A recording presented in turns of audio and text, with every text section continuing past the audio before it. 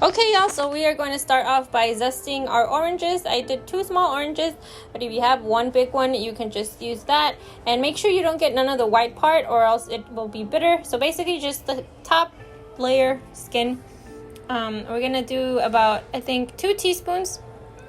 And then once we're done with that, I added all of the ingredients into my mixer. You can also do this by hand, like start off in a bowl and then transfer it to your surface. But I have a mixer and it's way easier, so yeah, I did that. You can do this by hand and make sure if you're using a mixer to scrape the sides so you can get everything. I almost forgot the sugar. Don't forget your sugar. And then yeah, just let it go for about 5 minutes. You're gonna see how it comes together. Here I was looking at the dough. It's a little too shaggy, so I'm just gonna let it go for another couple more months. I mean minutes. Yeah, and then here you can see how the dough is like nice and soft, and so that's what we want, nice and soft and elastic. So we are going to take it out onto our surface and then basically roll it into a ball, and then we are going to throw it into a oiled container.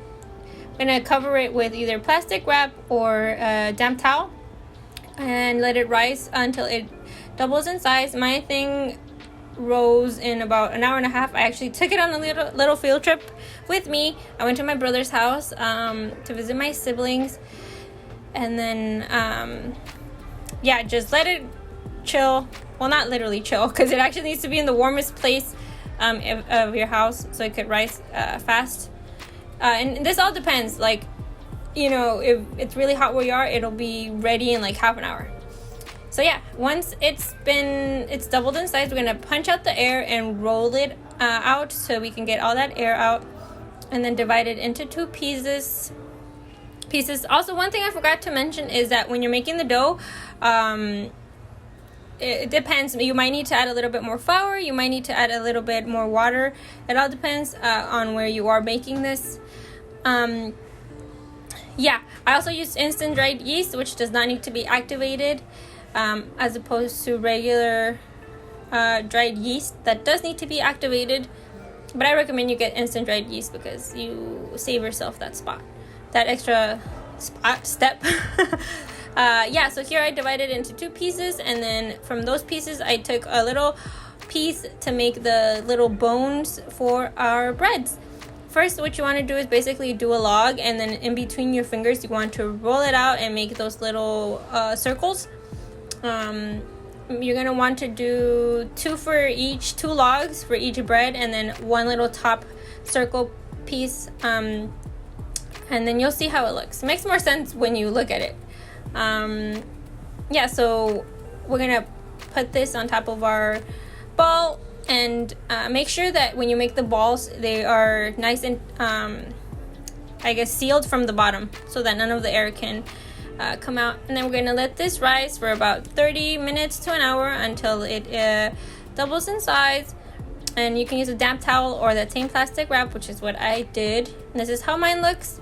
Now we're gonna throw it into the oven at 350 degrees Fahrenheit for about 20 minutes.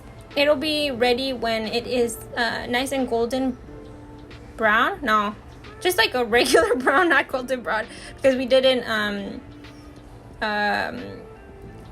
glaze it with anything. And then yeah, this is the end result. It took about 20 minutes.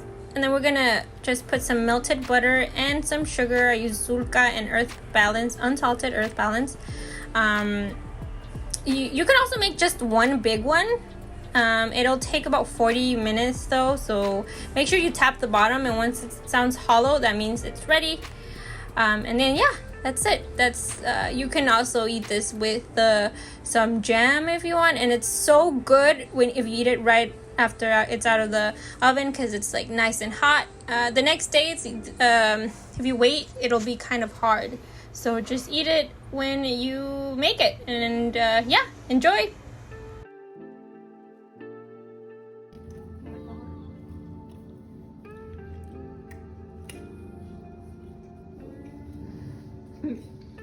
How is it? see. Open it, open it. Oh yeah, look at that. Oh my god. My fat hand. Yes. Imagine it was undercooked inside. All right, enjoy y'all.